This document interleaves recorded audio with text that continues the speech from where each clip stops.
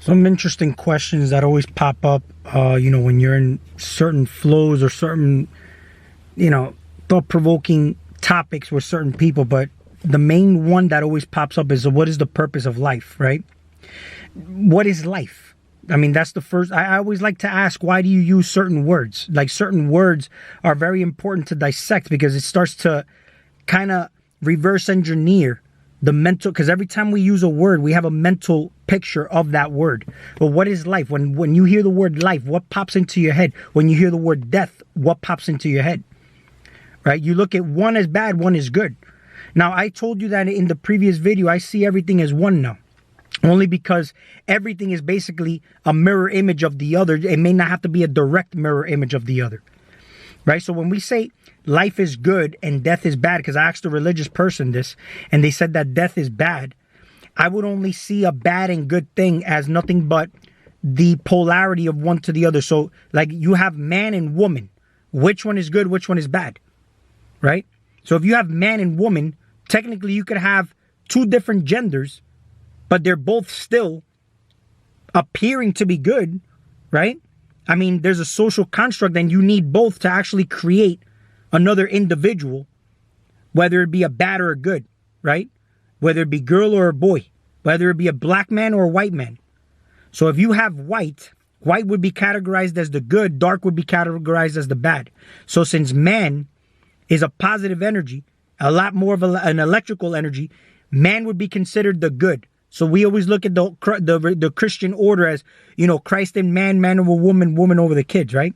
So technically we would say that woman is bad because woman is negative side of energy. Okay? We have positive, negative, we have acids and alkaline. There's always going to be a need for whatever polar opposite ends you want to polarize to. See, at the end of the day, yeah, we could say a woman is negative energy, right? So negative energy is attractive energy. There's a lot of people who want to attract things into their life. So you need a negative energy, right? Which is an attractive energy. Now, this could be detrimental because negative energy can also be drama. Drama is negative energy and it's very attractive. That's why people are so attracted to drama, right? But this all depends on the individual. But then it's so funny how when we go outside, we ground to the soil, we depend on giving out positive ions, so the earth gives us negative ions. You see what I'm saying? So you have acids and then you have alkaline. Alkaline should be appearing to be the good guy, right? Alkaline is a feminine nature. It's more of a negative energy. You got the positive, which would be more acidic, and this appears to be more deteriorating and degenerative. And then the alkaline side would be more generative, cooler side of energy, right? But if you want to look at alkalinity could be stagnant and frozen as well, where there's life in the negative energy and the acidic side of energy, and that's heat. There's life, there's heat in life, right? So you feel warmth in life, right? I mean, it's crazy how you could see the need for both sides, but you still see the unity in both. You still see how they're basically a mirror of each other. They're needed for different scenarios and situations, though. You see what I'm saying? So when you have life, what is your relationship with life? Okay? If you're here as an individual, okay? You're here as an individual and life, look at it like a separate entity to you. Life is seeking to express itself. So it's seeking to express itself through the animal, which is you, to and through you. But it needs you to actually be able to express itself through. And then when you are expressing yourself in life, which is basically expressing yourself to and through you, this is your spirit. This is your spiritual space. That's why we say that, God is in everything. Everything is spiritual. I said that your environment is your spirit. You as the individual would be the soul, right? Your vibrational state determines your experience in the spiritual space that you're in, because this is your space. And when you leave your space, you're a space cadet to some extent. That's why it's good to be centered. And regardless of how chaotic life looks, as long as you're in your center, you're the eye of the hurricane, which is the calmest point. You'd be able to meditate in the middle of chaos, because there's a lot of people that can't even meditate unless everything's quiet or there's no distractions around them. You're always in a meditative state. The moment you start pointing fingers outside of yourself is why you're actually demonizing yourself, but you got to see the unity in all these things. Now, you can have an intellect about this. Like religious people, they have a passion and intellect. This passion, there's nothing wrong with it. There's a lot of information in there. But for the person who can actually get that information and decode it, it's literally no different than the environment just talking to you. So it doesn't matter. I always get something out of everybody that's useful for me, that I've been able to integrate and alchemize and get it to the purest form, sort of reverse engineering where it comes from and then put it out. So life, what is life? When you hear that word life, right? Life, okay? Look at animals. Animals are always seeking to stay alive. They're in survival state. They're seeking to always stay alive. So that's why we have movements to protect animals, because you see that they want to stay alive, right? But these animals, if you observe even the smallest insects, they do things that sometimes even people say, oh, we can't explain why they do it. Because you don't know yourself. Because the way that ants, they do things like the military does. Everything is so militant, so organized. The way bees, they're structured. They have a queen. Everything is structured a certain way. Is the way we're doing things here in the human realm, only in an animalistic way, right? Now, it could be harmonious or it could be inharmonious. It could be for the intent of control and power, masculine energy, or it could be for the intent of the betterment of the planet, feminine energy. We always talk about how man over woman, woman over the kids, but it's not a hierarchy thing. In fact, if you want to invert it and look at things, a woman is much stronger than a man in a metaphysical realm only because they're emotional creatures. A man has to control his emotions, right? If not, he'd be a chaotic being and he wouldn't have over the chaos of the feminine energy. The same way the sun has order over the chaos of the feminine energy of the planet. So a man is physically stronger here, but he doesn't have the strength a woman has metaphysically, which is why women are physically weaker than a man here, but stronger metaphysically. And then when you look at it the other way around, black people are the feminine side of energy. They are stronger spiritually, but appear to be weaker physically because the white man is over the black man, and we call the black man a minority, right? When in actuality, it's just another chemistry of the same side of the spectrum. The same side of the coin that we're talking about here when we categorize everything as life. Why seek your passions? Your heart, we can consider that the lower, the subconscious mind, right? You got programmed because your intellectual mind wasn't online when you were a child. So you picked everything up along the environment and it was recorded in your heart space. Your heart is the projection of what you're experiencing in life. It's connected to time. This is why time, we say it's an illusion, and your heart is connected to time. So when your heart stops, time's up. You're done. Your physical reality is done, but you're not really dead. So we don't understand what the word death or life means. The same way we get the word love, and we use so many different meanings to have that for that word love, right? But in actuality, I'm under the same time you are, yet my experience determines whether my time flies or my time goes slow as hell. If I'm bored, if I'm having a miserable time, my time may seem to be fucking hellish, and it seems to never fucking get to a time that I want it to be so I can finish. And a person having the time of their life, time flies and they don't even notice it.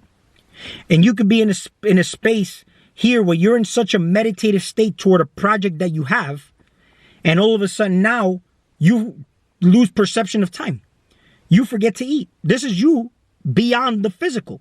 You're having a metaphysical experience because time is not a thing. You forget to eat. Your animal's numb. What do animals do? Produce, they seek to reproduce and to eat. You're not looking to eat, and you're not thinking about any type of sexual shit because you're immersed in your projects. But then here's the thing though. A lot of people live their life projecting. And you could tell when they're talking, they're projecting, right? But when they're doing this, they don't realize that what they're pointing the finger at, they're creating. When you're projecting, let's say if I judge somebody, right? And I call them and I categorize them under a certain category, I'm creating that individual that way by by projecting them in that way, right? And that's when you're pointing fingers. So if I call somebody a psychopath or a murderer or whatnot because they're eating animals, I'm creating that individual that way. But it's up to that individual to accept that reality by what that person's projecting at them for them to actually convince themselves that that's really what they are. See, that's the whole fuckery here. So don't judge others because you are creating them to be that way. And you're creating your world by pointing the finger at that person. The people in your life are like, they're like pawns in your game. And when you create them that way, that's what they'll be. When you empower everybody in your game, it's like you're creating a powerful universe in your life. But the world is molding and shaping to your will. You don't realize that you're doing this even in an unconscious way when you're pointing fingers at somebody else, putting yourself in a hierarchy, okay? Thinking that you're better than somebody else. And in actuality, you're creating the opportunity for others to be able to attack you in the same way. And you better be responsible and be able to hold that, what the baggage that comes with. That's why if you're going to be God, be prepared that comes with baggage. Life will even test you to see if you really are God. In many different ways. I've mentioned it in many different videos what God mode really is. It's authority, conductivity, and everything that comes with that is how you conduct yourself in reality. What's your attitude toward life? So if I'm pointing the finger at somebody, the same way I'm opening up the doors for somebody to be doing that shit to me, I better be ready to be able to take it back in return. Okay? That's why they say, judge not lest ye shall be judged as well in return. Right? So the same way we demonize bad and we say, oh, we're trying to abolish evil on the planet, or, you know, like the conservatives try to do. Keep this in mind, though. That's a comfort middle state, right?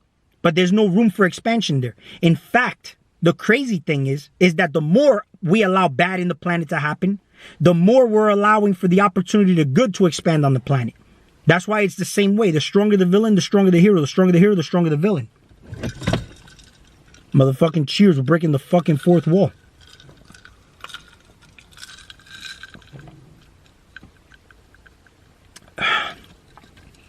So,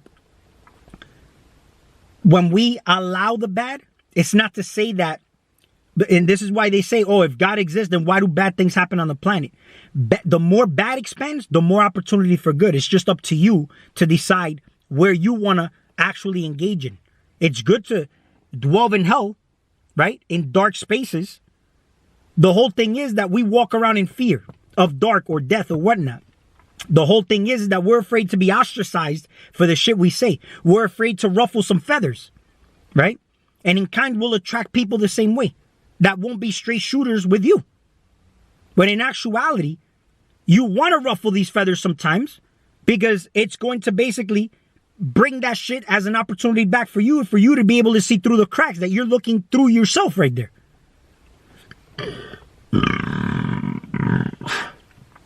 So the more bad is allowed to happen on the planet, the more opportunity for good expands. I'll give you an example. We can observe life in general. I'll make it something that's tangible for you to understand. Inflation, wars, and all these things happening, right?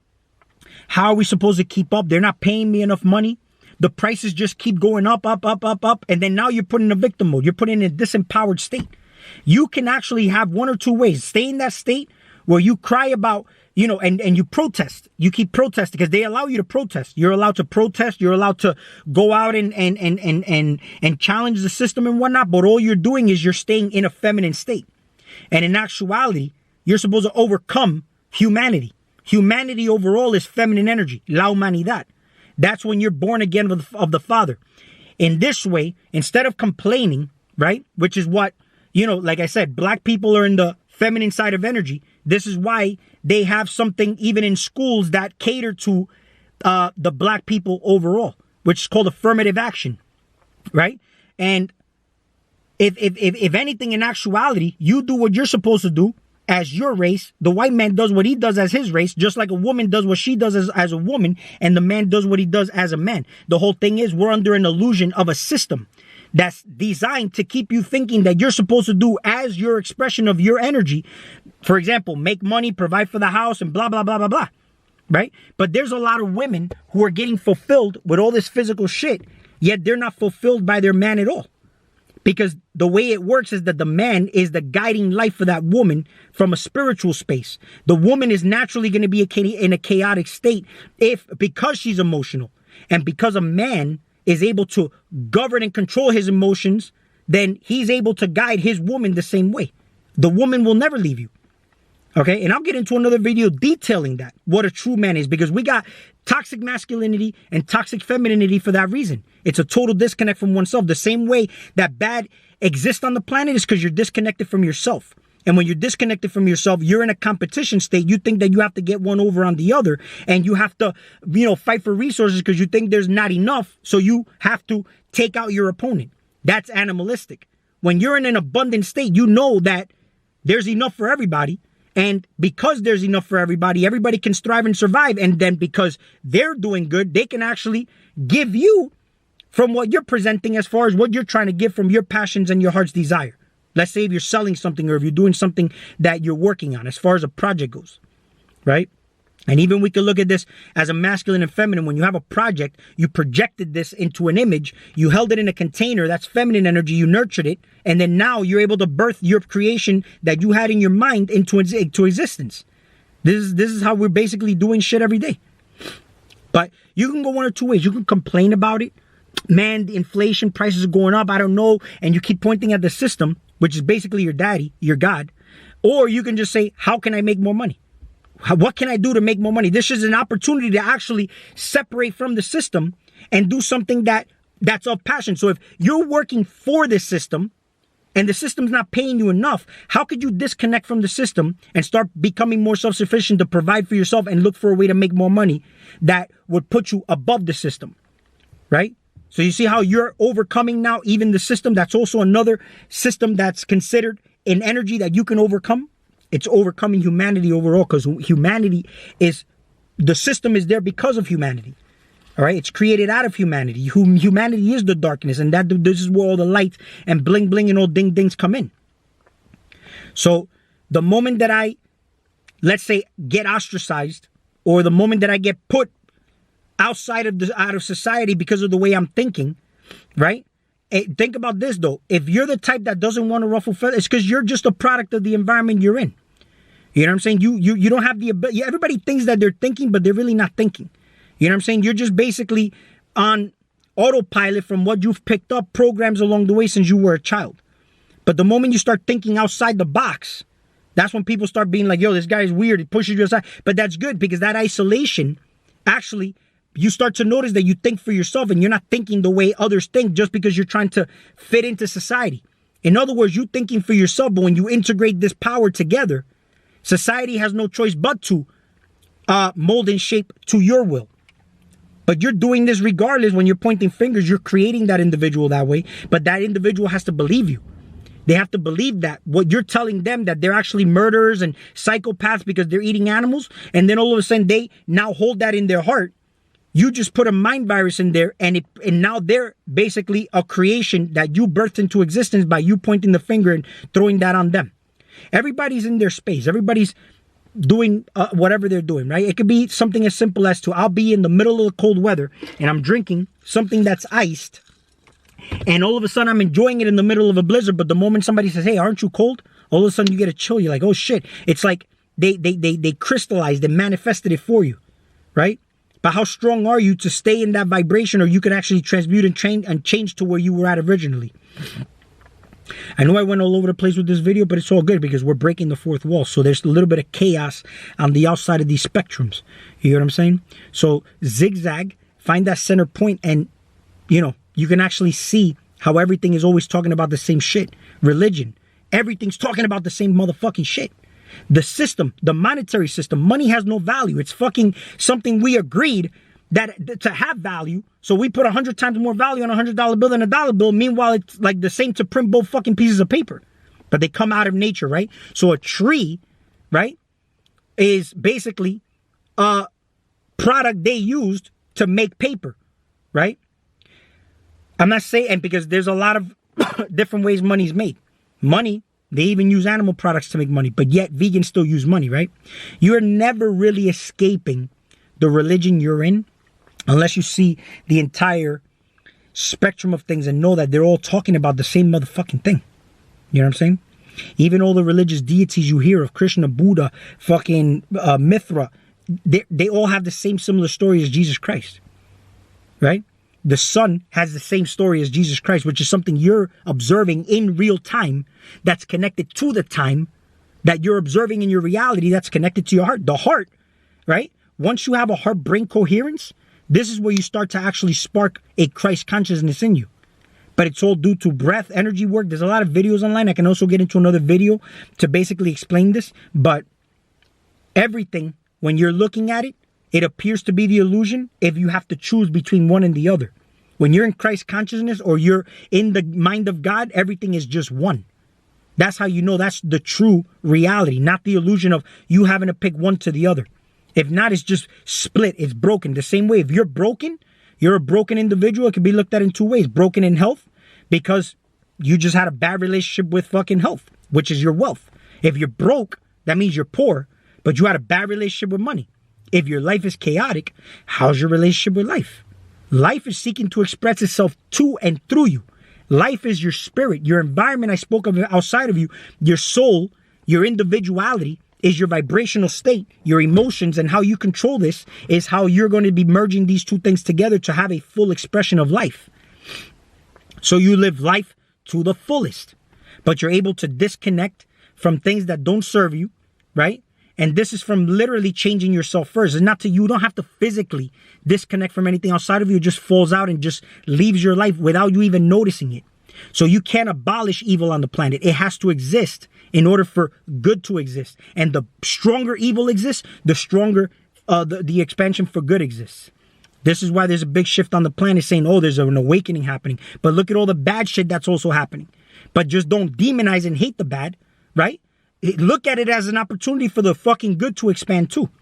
But you are putting your focus on the bad things if you're disconnected from yourself when you could look at it for the expansion of life. You see, you're living right now, right? The death is intertwined with the living. But you are you're having deaths all the time. Your cells are dying and they replicate again, right? But you can actually disconnect from things by disconnecting from that aspect of yourself that no longer serves you. So then these things just fall out of your life, right? So if doomsday apocalypse happens on the planet, because you got so emotionally involved with it, you'll experience it in real time, while I may just observe it happening, and I may come across it from the comfort of my own sofa just by watching it on the news.